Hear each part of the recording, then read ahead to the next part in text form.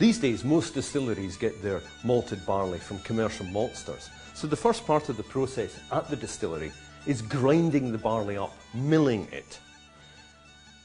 These mills are very old machines, fantastic pieces of engineering with rollers in it that crack the barley open and then grind it up.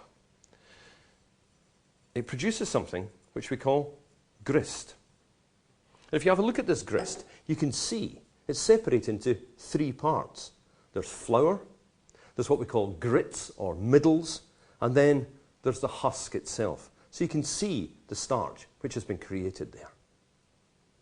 It's very important that the ratio is kept the same, because the husk here acts as a filter bed in the mash tun. The grits are where all the starch is, and you don't want too much flour either. Imagine you're making some porridge, and you add water to it and it's too floury. It just sets completely. It turns into glue. You don't want that in your mash tun. You want the water to filter through. So you need 70% to be your grits. So the setting of the rollers on the mill is actually an incredibly important piece within the whole whisky making process. It's a piece of kit that when we go around the distillery you tend to walk past. You go, well, that's fine. But it's important to remember that every single part of the whisky making process is vital. It's all interconnected. The distiller can't work if the maltster hasn't done his job. He won't extract as much alcohol as he can, as he wishes to, if the mill hasn't been set right either. Everything is interconnected. So, what are we then going to do with this grist?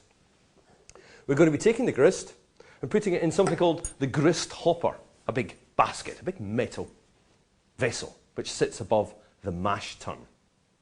The mash tun is a large circular vessel, again with a perforated bottom, perforated plates on its base. And at this point, we're going to be introducing another ingredient, which is water. There's a lot of stuff talked about water, and certainly it was always thought that within the Scotch whisky, water had a huge effect on the final flavour of the whisky itself.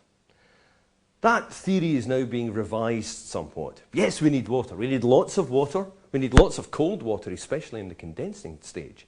And we need lots of water at the mashing stage as well. But as far as driving flavour in a major way, no, not really. Some of the minerals contained within the water may help with fermentation, but it's not a major driver of flavour. Is the water brown and peaty? Yeah, it is, sometimes. That doesn't mean your malt is going to be smoky as a result of it. If it was, every time you had a bath on the island of Islay and the water runs brown out of the taps there, you yourself would end up smelling smoky. Every time you make a cup of tea on Islay, it would smell smoky. That's not the case. Water, however, is vitally important. And the temperature of the water is vitally important. Because what happens within the mashing is that final conversion from starch into sugar. And that is stimulated. The enzymes which we've been preserving are stimulated by the addition of hot water. So you've got the grist sitting in the grist hopper above the mash tun, and you have water coming in, and they mix. And as soon as that hot water hits that grist, the conversion process starts. The temperature of that water is vitally important. It has to be between 63 and 64 degrees. Too cold and you don't get the full conversion. Too hot and you're going to kill the enzymes. So that temperature is vitally, vitally important. And what you're left with, once all that grist and the water has been mixed together, is a big vat that looks like a big vat of porridge. How Scottish is that? And that water is filtering down through the grist. And it's reaching the husks, which are kind of floating there, which are acting as a filter bed. And that water is then draining out through that perforated base of your mash tun. And then that is transported away through a worts cooler and into the fermenting vessels. It's drained off. There's still some sugars left in there, however. So we add more hot water. This time, because the conversion has already taken place, the water can be hotter. So we add another lot of water and drain that off. And that too goes into the fermenter. Then, just to make sure that all the starch is out there, we add a third water, even hotter again. It's a bit like rinsing your clothes and just having that final rinse of hot water just to make sure all the soap suds are off your clothes. We're adding that hot, hot water, which is just draining all the sugars out, but we don't put that into the fermenter. It's too weak. There's not enough sugar in there. But we keep that. We're Scottish. We keep it as the first water for the next time that we mash. We don't throw anything away.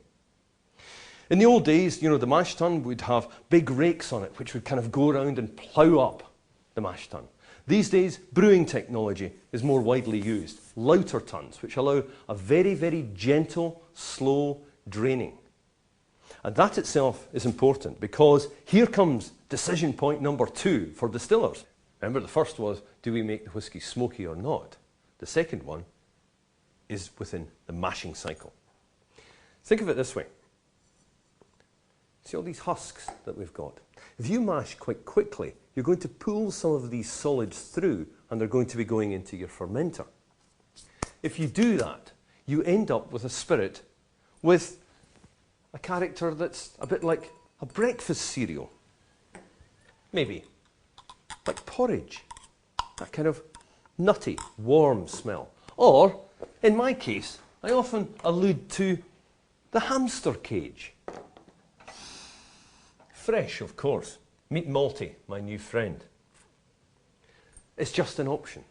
If you want to make a malty, nutty, spicy character of whisky, this is the way you do it. You mash quite quickly. You get some solids through, which are going to be sitting in your fermenter. It's not necessary. You could take the other path. If you're wanting a whisky which is more delicate and perhaps more fruity, with a lower level of nutty, malty character, less of Malty's hamster cage, then you're going to be mashing very gently. The technical term for this is wort. That is what you're drawing off the bottom of the tank. Wort, W-O-R-T. If you have cloudy wort, like this, you end up with Malty's cage. If you have clear wort, you're going to end up with a whisky with lower levels of nutty, spicy characters, malty characters, and more fruits. Decision point number 2.